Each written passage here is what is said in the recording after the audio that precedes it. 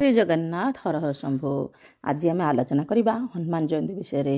ସେ ହେଉଛନ୍ତି ଶ୍ରୀରାମଙ୍କର ପରମ ଭକ୍ତ। ଚାଲନ୍ତୁ ଏବେ ଆଲୋଚନା କରିବା ହନୁମାନ ଜୟନ୍ତୀର ବିଶେଷତ୍ୱ କ'ଣ, ହିନ୍ଦୁ ଧର୍ମରେ ଏହାର ମହତ୍ତ୍ୱ କାହିଁକି ଅଧିକ ରହିଛି ଓ ହନୁମାନ କିଏ, କାହାର ଅବତାର ଥିଲେ। ହନୁମାନ ଜୟନ୍ତୀ ଏକ ହିନ୍ଦୁ ଧାର୍ମିକ ପର୍ବ। ଏହି ଦିନ ମୁଖ୍ୟତଃ ଭାରତ ଏବଂ ନେପାଳରେ ହିନ୍ଦୁ ଧର୍ମାବଲମ୍ବୀଙ୍କ ଦ୍ୱାରା ପୂଜିତ ହିନ୍ଦୁ ଭଗବାନ ହନୁମାନଙ୍କର ଜନ୍ମ ଉତ୍ସବ ପାଳନ କରାଯାଏ। ଏହି ପର୍ବ ଭାରତର ବିଭିନ୍ନ ସ୍ଥାନରେ ଭିନ୍ନ ଭିନ୍ନ ଦିନରେ ପାଳନ କରାଯାଏ। ଭାରତର ଅଧିକାଂଶ ରାଜ୍ୟରେ ଚୈତ୍ର ପୂର୍ଣ୍ଣିମାରେ କିମ୍ବା ବୈଶାଖ ମାସରେ ଏହି ପର୍ବ ପାଳନ କରାଯାଏ, କିମ୍ବା କିଛି ରାଜ୍ୟ ଯଥା କେରଳ ଏବଂ ତାମିଲନାଡୁରେ ଏହି ସମୟରେ, ଏହା ଅନ୍ୟ ସମୟରେ ଧନୁ ମାସରେ ପାଳନ କରାଯାଏ। କିନ୍ତୁ ଓଡ଼ିଶାରେ ହନୁମାନ ଜୟନ୍ତୀ ପଣା ସଂକ୍ରାନ୍ତି ଦିନ ପାଳନ କରାଯାଏ ବା ମହାବିଷୁବ ସଂକ୍ରାନ୍ତି ଦିନ ପାଳନ କରାଯାଏ। ଏହି ଦିନ ପ୍ରଭୁ ହନୁମାନଙ୍କୁ ମିଠା ଆମ୍ବର ଭୋଗ ଦିଆଯାଏ ଓ ଏହା ଛଡ଼ା ପଣା ମଧ୍ୟ ଭୋଗ ଦିଆଯାଏ। ଚାଲନ୍ତୁ ଏବେ ଆଲୋଚନା କରିବା। ଏହାକୁ ଗୋଟେ ଆଧ୍ୟାତ୍ମିକ ପ୍ରଚାରର ମାର୍ଗ ବୋଲି ବିଶେଷତଃ କରାଯାଏ। ଏହାର କିଛି ଜାଗାରେ ଏହା ଚୈତ୍ର ପୂର୍ଣ୍ଣିମାରେ ହୁଏ, କିଛି ଜାଗାରେ ଏହା ସଂକ୍ରାନ୍ତି ଦିନ ହୁଏ, ଚୈତ୍ର ମାସର ସଂକ୍ରାନ୍ତି ଦିନ ହୁଏ। ମନ୍ଦ ବିରୁଦ୍ଧରେ ବିଜୟ ହାସଲ କରିବା ଏବଂ ସୁରକ୍ଷା ଦେବାର କ୍ଷମତା ସହିତ ହନୁମାନଙ୍କୁ ଦେବତା ଭାବରେ ପୂଜା କରାଯାଏ। ଏହି ଶୁଭ ଦିନରେ ହନୁମାନଙ୍କର ଭକ୍ତମାନେ ତାଙ୍କୁ ପୂଜା କରନ୍ତି ଏବଂ ତାଙ୍କର ସୁରକ୍ଷା ଏବଂ ଆଶୀର୍ବାଦ ଲୋଡ଼ିଥାନ୍ତି। ସେମାନେ ତାଙ୍କୁ ପୂଜା କରିବା ଏବଂ ଧାର୍ମିକ ନୈବେଦ୍ୟ ଉତ୍ସର୍ଗ କରିବା ପାଇଁ ମନ୍ଦିରକୁ ଆସନ୍ତି। ଏହାର ପ୍ରତିବଦଳରେ ଭକ୍ତମାନେ ପ୍ରସାଦଙ୍କୁ ମନ୍ଦିର ପୁରୋହିତମାନଙ୍କ ଦ୍ୱାରା ମିଠା, ଫୁଲ, ନଡ଼ିଆ, ତିଳକ, ବିଭୂତି ଏବଂ ଗଙ୍ଗା ଜଳ, ଯାହାକି ଏକ ପବିତ୍ର ଜଳ ଭାବରେ ଗ୍ରହଣ କରନ୍ତି।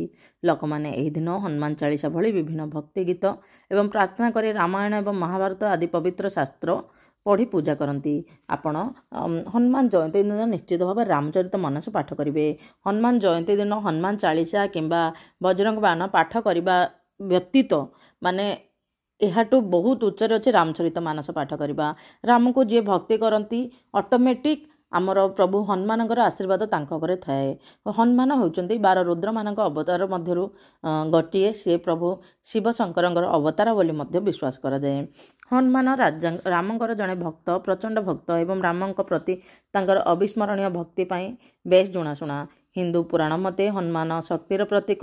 ହିନ୍ଦୁ ଧର୍ମ ଅନୁସାରେ ସେ ନିଜ ଇଚ୍ଛା ଅନୁସାରେ ଯେକୌଣସି ରୂପକୁ ଧାରଣ କରିପାରିବେ। ସହ ଗଦା ତଥା ଅନ୍ୟାନ୍ୟ ସ୍ୱର୍ଗୀୟ ଅସ୍ତ୍ରଶସ୍ତ୍ର ଧାରଣ କରିବା, ପର୍ବତ ଘୁଞ୍ଚାଇ ପାରିବା, ପବନରେ ଉଡ଼ିପାରିବା, ମେଘ ଘୋଡ଼ାଇ ପାରିବା ଏବଂ ଗରୁଡ଼ଙ୍କ ଭଳି ଉଡ଼ିପାରିବା ମଧ୍ୟ ଶକ୍ତିର ଅଧିକାରୀ। ଚାଲନ୍ତୁ ଆମେ ଏବେ ଆଲୋଚନା କରିବା ଜନ୍ମ ବିଷୟରେ। ଭଗବାନ ହନୁମାନ ଅଞ୍ଜନାରୀ ପର୍ବତରେ ଜନ୍ମଗ୍ରହଣ କରିଥିଲେ। ତାଙ୍କ ମାତାଙ୍କ ନାମ ହେଉଛି ଅଞ୍ଜନା, ଯିଏକି ଅପ୍ସରା, ଯିଏ ଅଭିଶାପ ହେତୁ ପୃଥିବୀରେ ଜନ୍ମଗ୍ରହଣ କରିଥିଲେ। ଏକ ପୁତ୍ର ସନ୍ତାନ ଜନ୍ମ ଦେବା ପରେ ସେହି ଅଭିଶାପରୁ ମୁକ୍ତି ପାଇଲେ। ବାଲ୍ମୀକି ରାମାୟଣରେ କହିଛନ୍ତି ଯେ ତାଙ୍କ ପିତା କେଶରୀ ବୃହସ୍ପତିଙ୍କର ପୁତ୍ର। ସେ ସୁମେରୁ ନାମକ ଏକ ସ୍ଥାନର ରାଜା ଥିଲେ। ଅଞ୍ଜନା ଏକ ସନ୍ତାନ ପାଇବା ପାଇଁ ରୁଦ୍ରଙ୍କୁ ଦୀର୍ଘ 12 ବର୍ଷ ଧରି ପ୍ରାର୍ଥନା କରିଥିଲେ। ସେମାନଙ୍କର ଭକ୍ତିରେ ସନ୍ତୁଷ୍ଟ ହୋଇ ରୁଦ୍ର ସେମାନଙ୍କୁ ଖୋଜୁଥିବା ପୁଅକୁ ଦେଲେ। ଅନ୍ୟ ଏକ ବ୍ୟାଖ୍ୟାରେ ହନୁମାନ ହେଉଛନ୍ତି ରୁଦ୍ରଙ୍କ ଅବତାର ବା ପ୍ରତିଫଳନ। ହନୁମାନଙ୍କୁ ପବନ ପୁତ୍ର କୁହାଯାଏ। ଅନେକ ଭିନ୍ନ ପରମ୍ପରା ହନୁମାନଙ୍କର ଜନ୍ମରେ ବାୟୁଙ୍କର ଭୂମିକା ପାଇଁ ହିସାବ କରେ। ଏକନାଥଙ୍କ ଭାବାର୍ଥ ରାମାୟଣରେ, ଯାହା 6ଶ ଶତାବ୍ଦୀରେ ଉଲ୍ଲେଖ କରାଯାଇଥାଏ, ଏକ କାହାଣୀରେ ଦର୍ଶାଯାଇଛି ଯେତେବେଳେ ଅଞ୍ଜନା ରୁଦ୍ରଙ୍କୁ ପୂଜା କରୁଥିଲେ, ସେତେବେଳେ ଅଯୋଧ୍ୟା ରାଜା ଦଶରଥ ମଧ୍ୟ ସନ୍ତାନ ପ୍ରାପ୍ତି ପାଇଁ ପୁତ୍ର କାମା ଯଜ୍ଞର ରୀତିନୀତି କରିଥିଲେ। ଫଳସ୍ୱରୂପ ସେ ତାଙ୍କର 3 ପତ୍ନୀଙ୍କ ସହ ବାଣ୍ଟିବାକୁ କିଛି ପବିତ୍ର କ୍ଷୀରି ଗ୍ରହଣ କଲେ, ଯାହାଦ୍ୱାରା ରାମ, ଲକ୍ଷ୍ମଣ, ଭରତ ଏବଂ ଶତ୍ରୁଘ୍ନ ଜନ୍ମଗ୍ରହଣ କରିଥିଲେ। ଈଶ୍ୱରଙ୍କ ନିୟମ ଅନୁଯାୟୀ ଏକ ଗୁଡ଼ି ସେହି କ୍ଷୀରିର ଏକ ଖଣ୍ଡ ଛଡ଼ାଇ ନେଇଥିଲା ଏବଂ ଅଞ୍ଜନା ପୂଜାପାଠ କରୁଥିବା ଜଙ୍ଗଲ ଉପରେ ଉଡ଼ିବା ସମୟରେ ଏହାକୁ ଛାଡ଼ି ଦେଇଥିଲା। ପବନର ହିନ୍ଦୁ ଦେବତା ବାୟୁ ଅଞ୍ଜନାଙ୍କ ବିସ୍ତାରିତ ହାତକୁ ଖସି ପଡ଼ିଥିବା କଦଳୀକୁ ଦେଇଥିଲେ। ଫଳସ୍ୱରୂପ ହନୁମାନ ତାଙ୍କ ପାଇଁ ଜନ୍ମ ହୋଇଥିଲେ। ଅନ୍ୟ ଏକ ପରମ୍ପରାରେ କୁହାଯାଇଛି ଯେ ଅଞ୍ଜନା ଏବଂ ତାଙ୍କ ସ୍ୱାମୀ କେଶରୀ ରୁଦ୍ରଙ୍କୁ ଏକ ସନ୍ତାନ ପାଇଁ ପ୍ରାର୍ଥନା କରିଥିଲେ। ରୁଦ୍ରଙ୍କ ନିର୍ଦ୍ଦେଶରେ ବାୟୁ ନିଜର ପୁରୁଷ ଶକ୍ତି ଅଞ୍ଜନାଙ୍କ ଗର୍ଭକୁ ସ୍ଥାନାନ୍ତରିତ କରିଥିଲେ। ତଦନୁସାରେ ହନୁମାନଙ୍କୁ ବାୟୁଙ୍କର ପୁତ୍ର ବୋଲି ମଧ୍ୟ ବିବେଚନା କରାଯାଏ। ହନୁମାନଙ୍କ ଉତ୍ପତ୍ତିର ଅନ୍ୟ ଏକ କାରଣ ରହିଛି ବିଷ୍ଣୁ ପୁରାଣ ଅନୁସାରେ ଏବଂ ନାରଦଙ୍କ ପୁରାଣର ମଧ୍ୟ ଉତ୍ପନ୍ନ। ନାରଦ ଜଣେ ରାଜକୁମାରୀଙ୍କ ପ୍ରତି ଆକର୍ଷିତ ହୋଇ ତାଙ୍କୁ ବିଷ୍ଣୁଙ୍କ ପରି ଦେଖାଯିବା ପାଇଁ ତାଙ୍କ ପ୍ରଭୁ ବିଷ୍ଣୁଙ୍କ ନିକଟକୁ ଗଲେ, ଯାହାଫଳରେ ରାଜକୁମାରୀ ତାଙ୍କୁ ସ୍ୱୟଂବର ସ୍ୱାମୀ ଚୟନ ସମାରୋହରେ ବିବାହ କରିବେ। ସେ ହରି ମୁଖ ମାଗିଲେ। ହରି ବିଷ୍ଣୁଙ୍କର ଅନ୍ୟ ନାମ। ହରି ଅର୍ଥ ବାନର ମଧ୍ୟ ଏବଂ ମୁଖ ଅର୍ଥାତ୍ ମୁହଁ। ତେଣୁ ବିଷ୍ଣୁ ଏହା ବଦଳରେ ତାଙ୍କୁ ଏକ ବାନର ମୁଖ ଦେଇଥିଲେ। ଏହା ଜାଣି ନାରଦ ରାଜକୁମାରୀଙ୍କ ନିକଟକୁ ଗଲେ। ଯିଏକି ସମସ୍ତ ରାଜାଙ୍କ ପାରିଷଦ ସମ୍ମୁଖରେ ତାଙ୍କୁ ବାନର ପରି ଚେହେରା ଦେଖି ହସିବାକୁ ଲାଗିଲେ। ଯେତେବେଳେ ନାରଦ ଦେଖିଲେ ମାନେ ଝରଣାରେ ପ୍ରବାହିତ ଜଳରେ ନିଜ ମୁଖ ଦେଖିଲେ ସେ ବାନର ପରି ଦେଖାଯାଉଥିଲେ। ସେଇଥିପାଇଁ ସେ ଅପମାନ ସହି ନପାରି ନାରଦ ବିଷ୍ଣୁଙ୍କୁ ଅଭିଶାପ ଦେଇଥିଲେ ଯେ ବିଷ୍ଣୁ ଦିନେ ବାନର ଉପରେ ନିର୍ଭରଶୀଳ ହେବେ। ବିଷ୍ଣୁ ଉତ୍ତର ଦେଇଛନ୍ତି ଯେ ସେ ଯାହା କରିଛନ୍ତି ତାହା ନାରଦଙ୍କ ସ୍ୱାର୍ଥ ପାଇଁ, କାରଣ ଯଦି ସେ ବିବାହରେ ପ୍ରବେଶ କରନ୍ତି ତେବେ ସେ ନିଜର କ୍ଷମତାକୁ କ୍ଷୁଣ୍ଣ କରିଥାନ୍ତେ। ବିଷ୍ଣୁ ଏହାର ମଧ୍ୟ ଉଲ୍ଲେଖ କରିଛନ୍ତି ହରିଙ୍କର ବାନର ଦ୍ୱୈତ ସଂସ୍କୃତ ଅର୍ଥ ଅଛି। ଏହା ଶୁଣି ନାରଦ ବିଷ୍ଣୁଙ୍କୁ ଅଭିଶାପ ଦେଇ ଅନୁତାପ କଲେ, କିନ୍ତୁ ବିଷ୍ଣୁ ତାଙ୍କୁ ଅନୁତାପ ନ କରିବାକୁ କହିଥିଲେ, କାରଣ ଅଭିଶାପ ଏକ ଫଳ ସ୍ୱରୂପ କାର୍ଯ୍ୟ କରିବ। କାରଣ ଏହା ରୁଦ୍ରଙ୍କ ଅବତାରରେ ହନୁମାନଙ୍କର ଜନ୍ମ ହେବ, ଯାହା ବିନା ରାମ ଯାହା ବିଷ୍ଣୁଙ୍କ ଅବତାର ରାବଣକୁ ହତ୍ୟା କରିପାରିବ ନାହିଁ।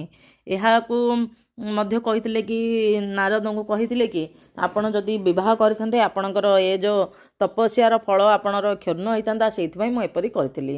ତାପରେ ପୂଜା କିପରି କରାଯାଏ।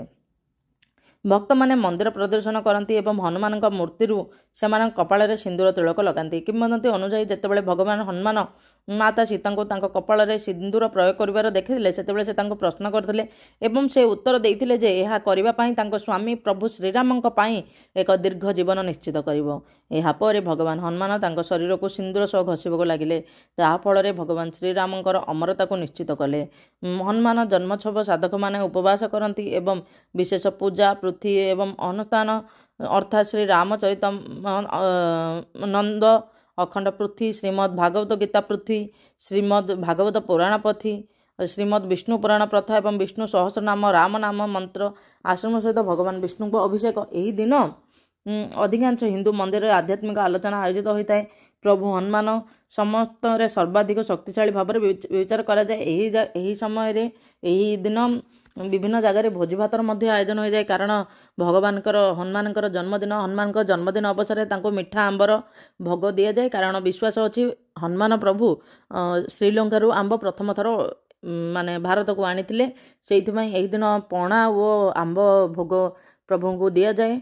ଏହା ରହିଲା ଆମର ହନୁମାନ ଜୟନ୍ତୀର କଥା। ଆପଣ ହନୁମାନ ଜୟନ୍ତୀରେ ନିଶ୍ଚିତ ଭାବରେ ରାମଚରିତ ମାନସ ପାଠ କରିବାକୁ କିମ୍ବା ରାମ ନାମ ପାଠ କରିବାକୁ ଜମା ଭୁଲିବେନି। ହନୁମାନ ଜୟନ୍ତୀର ହନୁମାନ ଚାଳିଶା ପାଠ କଲେ ଭଗବାନ ଯେତିକି ଖୁସି ହେବେ ତାଠୁ ଅତ୍ୟଧିକ ଖୁସି ହୁଅନ୍ତି। ତାଙ୍କ ଇଷ୍ଟଦେବ ପ୍ରଭୁ ଶ୍ରୀରାମଙ୍କୁ ପୂଜା କରିବା ଦ୍ୱାରା ସେଥିପାଇଁ ଆମେ ଏହି ଦିନ ଭଗବାନ ହନୁମାନଙ୍କୁ ପୂଜା କରିବା ସହିତ ଶ୍ରୀରାମଙ୍କୁ ମଧ୍ୟ ପୂଜା କଲେ ସେ ବହୁତ ଖୁସି ହେବେ। ଜୟ ଶ୍ରୀ ଜଗନ୍ନାଥ, ହର ହର ଶମ୍ଭୁ। ଆପଣଙ୍କୁ ଯଦି ଏହି ତଥ୍ୟ ଭଲ ଲାଗିଲା ନିଶ୍ଚିତ ଭାବରେ ଲାଇକ୍ ସେୟାର ଆଣ୍ଡ ସବସ୍କ୍ରାଇବ୍ କରିଦେବେ। କମେଣ୍ଟରେ ଜୟ ଅଞ୍ଜନେୟ ମହାପ୍ରଭୁଙ୍କର ଜୟ ଲେଖିଦେବେ। ହେ ପ୍ରଭୁ ହନୁମାନ ଦୁନିଆର ସମସ୍ତଙ୍କର ଦୁଃଖ ଦାରିଦ୍ର୍ୟ ସବୁ ନାଶ କର, ଦୁନିଆକୁ ଭକ୍ତିର ଆଲୋକରେ ଆଲୋକିତ କର ପ୍ରଭୁ। ହେ ପ୍ରଭୁ କୋଟି ଜନ୍ମ ପାପ କ୍ଷୟ କରନ୍ତୁ ପ୍ରଭୁ। ଜୟ ଶ୍ରୀ ଜଗନ୍ନାଥ, ହର ହର ଶମ୍ଭୁ।